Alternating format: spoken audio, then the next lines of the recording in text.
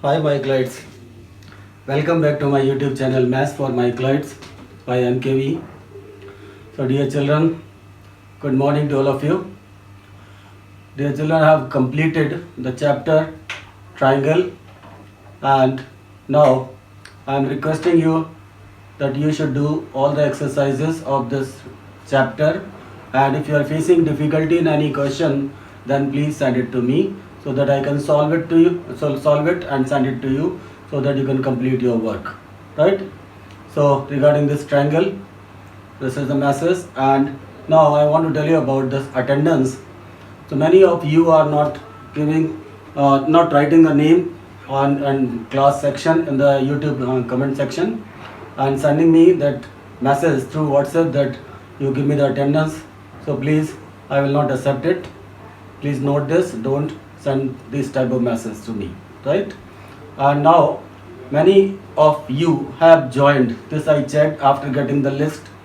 So I observed around 15 students from all three sections. They have not joined. So approximately, maximum it's a big number. So I found that many of you are not revising. So those who joined late and those who are going slow, those who are not able to understand, those who are not able to do the work, so please start doing the work.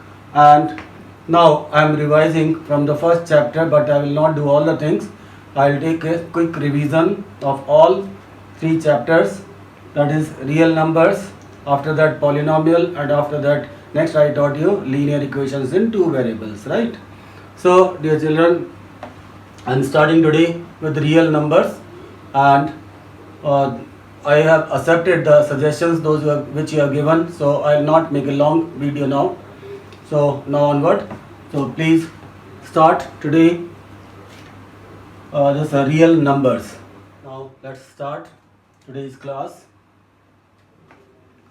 So review of real numbers. So I'll give you the glimpse of this chapter, and after that you can complete this and go through your book, and if you are facing any difficulty in any topic or in any question, please send that to me through WhatsApp so that I can help you, right? And you must be the expert in this subject and get good marks, right? I am always for you regarding the studies of maths, right? So please see. So to start the real number chapter, first of all you should know these few definitions. So these I am telling you. First one is natural numbers. So what are natural numbers? All the numbers starting from 1 up to infinity. 1, 2, 3, 4, 5, 6 up to infinity, all are called natural numbers. The set of this you can denote by n, right? After that, next topic is whole numbers, and in whole numbers, if in natural numbers we are adding 0, so all natural numbers including 0 up to infinity are called whole numbers. After that, next is prime numbers. What are prime numbers? So those numbers which are divisible by itself or by 1 are called prime numbers, and the examples are 2, 3, 5, 7, 11, etc. And in many questions, you are doing the questions in statistics also. Here in this chapter and many other chapters, you are using this prime number. So children, the smallest prime number is 2. Many times you are taking 1 also. So 1 is not a prime number. Prime number starts from 2. So I hope you understood all these three definitions. Now you see the next definition for integers. So all the numbers appearing on the number line, in the middle 0, then right side all positive numbers, left side all negative numbers, including zeros. So all the numbers appearing on the number line, positive and negative, including 0, are called integers. So you can see on the number line, you will get in the middle 0, then left side -1, -2, -3 up to infinity, and right side 1, 2, 3 up to infinity. So these numbers are called integers. After that, what are the composite numbers? So those numbers which can have 2 or more factors except 1 are called composite numbers. For example, 6, 8, 2, 10, 4, 10, etc. So these are having more than 2 factors. So composite numbers. This is the definition. Understand this. So I taught you this definition. Okay, children. So now next number is rational numbers. Those numbers which can be written in the form of P upon Q, where P and Q are co-prime numbers, such that Q is not equal to 0. These may be positive or negative, are called this rational numbers. These numbers may be of two types. One is terminating, other one is non-terminating and repeating. So these can be terminating or non-terminating and repeating. Then irrational numbers. So those numbers which cannot be written in the form of P upon Q, and where P and Q are co-prime and denominator Q is not equal to 0, then those numbers are called irrational numbers. The example for this is square root 2, square root 3, square root 5 and pi and 0.1, 0, 1, 1, 0, 1, 1, 1, 0, 1, 1, 1, 1, 4 times, right? So here 1 is repeating 1 time, here 2 times, 3 times, 4 times. So it is not repeating, changing the number. So these are non-terminating and non-repeating numbers, right? So rational numbers and irrational numbers, you understood? Now I am coming to the main topic, that is real numbers. So children, the name of the chapter was real numbers. So now I am starting. So for this, these definitions were required. That is why I explained you.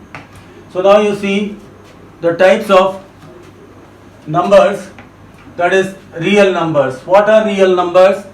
So real numbers are all the natural numbers and the whole numbers and the prime numbers, composite numbers, integers, rational numbers, irrational numbers, all together are called rational numbers, right? So I gave you the definition of natural numbers, whole numbers, prime numbers, composite numbers, integers, rational numbers, irrational numbers. So these all together are called real numbers, right? Then other types of numbers are called imaginary numbers, right? So these are real numbers. So why it is required? Because along with this, imaginary numbers are also possible. So numbers which are not real, they are called unreal number or imaginary numbers. So the example of this, if you will find out the square root of -1, then it will be difficult for you. So this will be an imaginary number, and that we will denote by I. I is called iota. About this we will do the study in 11th class, right? So there are two types of numbers, real numbers. Real numbers include natural numbers, whole numbers, prime numbers, composite numbers, integers, rational numbers, irrational numbers. So these all together are called real numbers. And imaginary numbers are which are not real. The example of this is square root -1, or this can be written as I. I means iota. Now there are one more type of number, that is complex number. What are complex number? Complex number is the combination of real number and imaginary numbers. So a combination of real numbers and imaginary numbers is called complex number. So what is the complex number? Complex number is A plus IB. So A is the real part and B multiplied by I is called imaginary part. So real part plus imaginary part both together will form a complex number. And about this also you will do the study in 11th class. So real numbers, I hope you understood it well. And now this you can understand by this diagram. Here this inner ellipse, it is showing some natural numbers. So 0, 1, 2, 3, 4, 5, 6. So the set of natural numbers, here 0 is not the natural number, this comes in whole number. So because all are real number, that is why we have written it inside. So 1, 2, 3, 4, 5, 6, these are natural number. If we are adding 0, so this will be whole number. So all whole numbers. Then in the second ellipse I have written number -1, -2 and 1, 2, 3. So all positive numbers including 0. So all positive 1, 2, 3, 0 and all negative. These all are integers. Then after that numbers written in the form of P upon Q, positive or negative, or in the form of decimal. So these are rational numbers, right? And after that real algebraic numbers, these are also known as irrational number because these are of two types. One is square root 2 minus square root 3, 1 plus square root 5 upon 2. And these numbers pi, e and minus 2 pi, these are called transcendental, right? So these all together both are comes under the category of irrational numbers, right? So please note all these things in your notebook and make a diagram so that you can learn about it, right? So I gave the definition of natural number, whole number, integers, rational numbers, irrational numbers, right? And these, the combination of all these is called the real numbers. So I hope you understood this well, and with the help of this diagram you can learn this, right? So what are the real numbers? I explained you. Now in this chapter the next topic is Euclid division lemma. So what is Euclid division lemma? For this, for any two given positive integers a and b, so a and b are the two positive integers, positive numbers, there exists a unique integer q and r. So there will be two unique integers q and r, and they will satisfy this relation a is equal to bq plus r. Here a and b are the numbers, a is bigger than b, q is the quotient and r is the remainder. So a and b are the two numbers, and there exists a unique integer q and r that will satisfy a is equal to bq plus r, where the value of r is always less than b and value of r will be maybe equal to 0 or maybe greater than 0. So value of r lies between 0 and b, right? So this is Euclid division lemma. What is the use of this? This I will tell you the next screen. So after that, next is Euclid division algorithm. So what is Euclid division algorithm? About the word algorithm, you may be familiar with this, you may be using this in computer subject. So Euclid division algorithm means a step-by-step procedure to find the solution of a problem is called Euclid division algorithm. So what is Euclid division algorithm? A step-by-step procedure of finding the solution of a problem is called Euclid division algorithm. It is used to find SCF of two given number, right? And to find the SCF of two given numbers, we are using Euclid division lemma. So in that Euclid division lemma, how we will use the step-by-step procedure, that is called Euclid division algorithm, right? So now children, see Euclid division algorithm.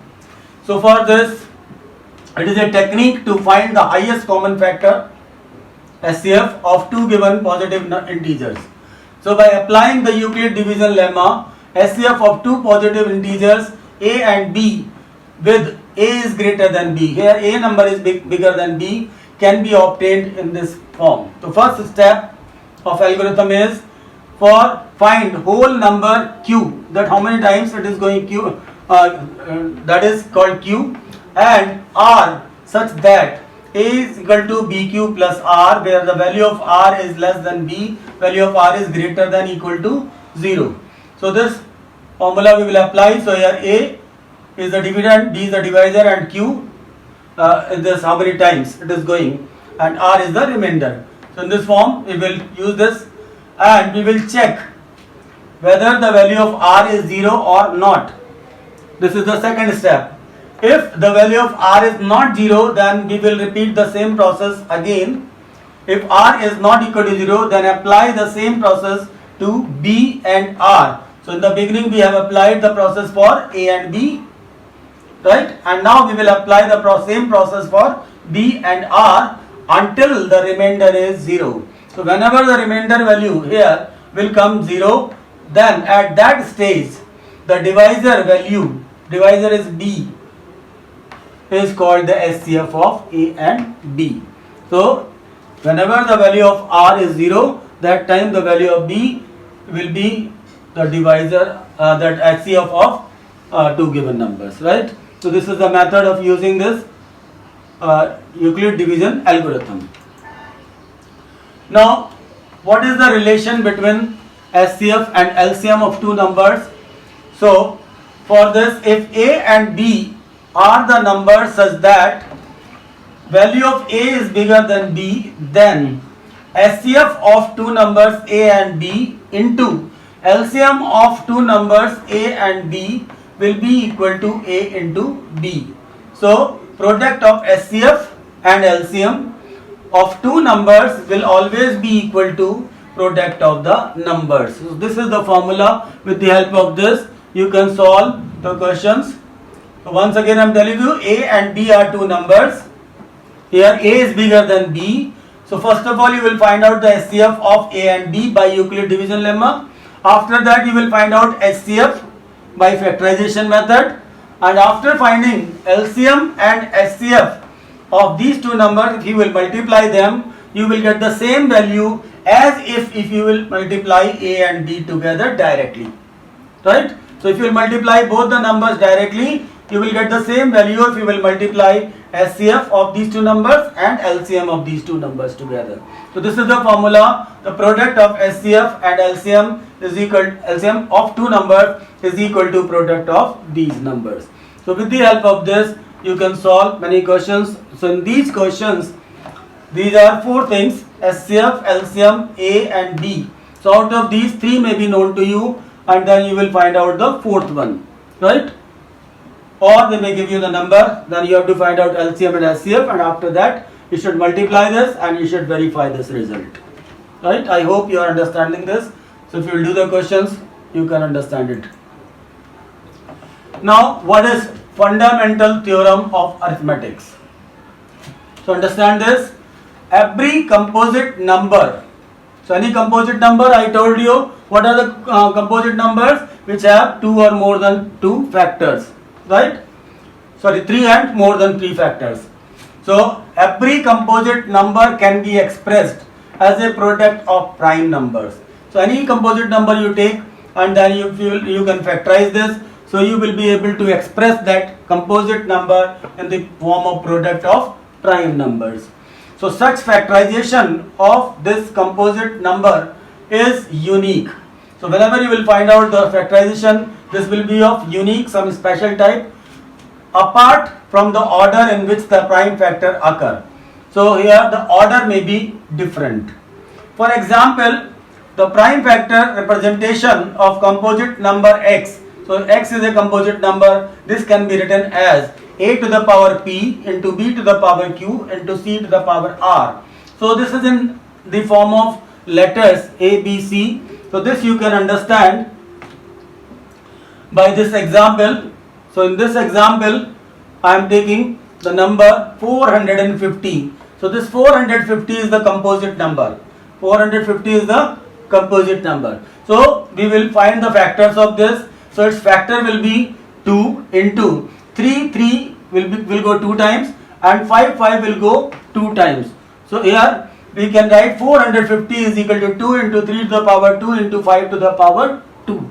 So in this case what may happen, that 3 to the power 2 may come in the beginning, 2 may come in the end, or 5 to the power 2 we can write before this also. So order may be different. So this type of composite, here you all will get prime numbers here. So here once again you can understand, every composite number can be expressed as a product of prime number. So this composite number is written in the form of product of prime numbers, and such factorization of this composite number is unique. So this type of factorization is called unique. This is lowest prime number, then after the next prime number, then next prime number. So this is unique. One special type of product is available. This is called unique product, right? So this is called fundamental theorem of arithmetics, right? So now review of some rational numbers. So you observe some rational numbers p 3 upon 5. It is of the form p upon q. It is a fraction. If you will divide 3 by 5, we will get 0.6. It will go 0.6 times, because in 3 it will not go. So you will put the decimal and then increase 1 0. So it will be 30 divided by 5. It will be 0.6. Similarly, if you will divide 7 by 80, you will get 0.0875. Next is 175. If you will divide by 210, you will get 0.8333 Here bar is there, it means 3, 3, 3, 3, 3 is coming here. Now 35 upon 450 is equal to 0.077 bar. 7 bar means 777. So what are you observing in this pattern? Here bar is there, here without bar. So this you can understand in the screen. So 3 by 5 is equal to 0.6. This we got. Next was 7 upon 80. So this we can write 7 upon 80 we can factorize. So we will get 2, 2, 2 4 times into 5. Right? So write the factors of 80. You will get 2 into 2 into 2 into 2 into 5. So in place of 80 we can write 2 to the power 4 into 5. And if we will divide, we got in the previous screen I have shown you that we got this 0.0875. Now you see this 175 upon 210 we were getting 0.833 bar. But if you will write the factors of the denominator, so in place of 210 we can write 2 into 3 into 5 into 7 is equal to this. Then 35 upon 450 is equal to 35 upon 2 into 3 square into 5 square is equal to 0.077 bar. Now you observe this 2 3 is 6, 5 is 30 into 7, 3 and 210. This is the product. So here what we are observing here denominator in all 4 factors. So first one is called terminating decimal. Second one, it is also known as here it is also terminating. Here with the help of square we are separating which one is terminating. So these 2 numbers are terminating. So what we are observing in these 2? In these 2 we are observing in the denominator we are getting 5. In the denominator we are getting factor of 2 and 5. So in the first case we are getting the factor of 5 only. In the second case we are getting the factor of 2 and 5 only. So denominator is the product of powers of 2 and 5 or both. So in the denominator there may be a power of only 2, there may be a power of only 5, or there may be a power of 2 and 5 both. So this we will observe after doing some questions of this type. Similarly in this case, in these 2 cases, in the denominator we are getting the factors of 2, 3, 5 and 7. So this type of number, and here we are getting the bar. So whenever there is bar, this is called non-terminating. This is called non-terminating. And here this 2, 3, 5 and 7. So this contains the factors of 2, 3, 5 and 7, not only 2 and 5 or only 2 or only 5. Now next case, here we are observing 35 upon 2 into 3 square into 5 square. So we are getting the factor of 2, 3 and 5. So these both the numbers are non-terminating numbers, and in these 2 numbers we are observing that we are not getting the powers of 2 and 5 only. We are getting the powers of 3 also, 7 also. So if we are getting the power of 2 and 5 only, then it will be a terminating. Right? If in the denominator we are getting any other factor except 5, then it will be non-terminating. So with the help of this we can check whether the number is terminating or non-terminating. So on the base of this we can say, if the denominator of a rational number is of the form 2 to the power m, means any power of 2, into 5 to the power n, any power of 5, where m and n are non-negative integers, these are positive integers, then the decimal expansion of a rational number is called terminating. For example, 1001 upon 4096, so 7 into 11 into 13 upon, here 2 to 2 it will go 12 times. So in the denominator, either we are getting the power of 2 only, or we are getting the power of 5 only, or we are getting the power of 2 and 5 both. Then the number will be a terminating number. If we are getting the powers of 2 and 5 or and also of any other number, then it will be a non-terminating number. So now on the base of this we can form a theorem. Theorem says if x be any rational number, x is any rational number whose decimal expansion terminate. So if any terminating decimal number, then or any rational number, then x can be expressed. X means any rational number can be expressed in the form of p upon q. where P and Q are the co-prime numbers, and the factor and the prime factorization of Q. So here denominator is Q. If we will write the prime factors of Q, and if they are of the form 2 to the power m and 5 to the power n, where m and n are non-negative integers, then it will be a terminating decimal number, or terminating decimal expansion, or this rational number will be a terminating one. So 13 upon 125, if we will write the factors of 125, it will be 5 to the power 3. So only factor of 5, so by this you can say it is terminating. Or if you want the factors of 2 also, so whatever is the power of 5, here what is the power? 5 to the power 3. So what we can do, same power of 2, that is 2 to the power 3, by that we can multiply in the numerator and denominator. By doing this, what will happen? 13 into 2 to the power 3 is 8, 8 into 13, 104 upon, here 5 to the power 3 into 2 to the power 3. We will take the same power here. So we can write 5 into 2 to the power 3, and 5 into 2 is 10. So we can write 10 to the power 3. So this we can convert into decimal, right, without dividing.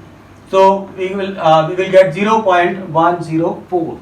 So by doing this, we can write the value of this in decimal form. So this is the method of converting a number in decimal form, and plus with the help of this we can check the denominator is, if denominator contain the factors of 2 and 5, that will be a terminating one. So two things we learned from this. One is, if denominator contain the factors of 2 and 5, then it will be a terminating. And second thing is, if only factors of 5, same power of 2 we will take, we will multiply numerator and denominator. By this we will get the power of 10, and by this we can put the decimal, because power 10 to the power 3 means 1000. So we will put the decimal after 3 digits. So in this case, by this method, no need to divide 13 by 125. Without doing the division, by converting into the powers of 10, we will be able to put the decimal and we will get the division, right? So this is terminating this rational number. Now see this, x is equal to p upon q is a rational number such that the prime factorization of q is not of the form 2 to the power m and 5 to the power n. So in the denominator, factors of q are not of the form of 2 to the power 5 and 5 to the power n, where m and n are non-negative integers or they are positive integers. Then x has a decimal expansion which is non-terminating, repeating or recurring, right? So in this case, in the denominator, if we will write the factors of 112, we will get 2 to the power 4 into 7. So this is containing the power of 2. Along with this, we are getting power 7 also. So we are not getting the factors of 2 and 5. We are getting the factors of 2 and 7. So except 5, we are getting 7. So that is why it is non-terminating, right? And recurring. Recurring means repeating. So children, for today only till here. Rest of the topics I will explain in the next class.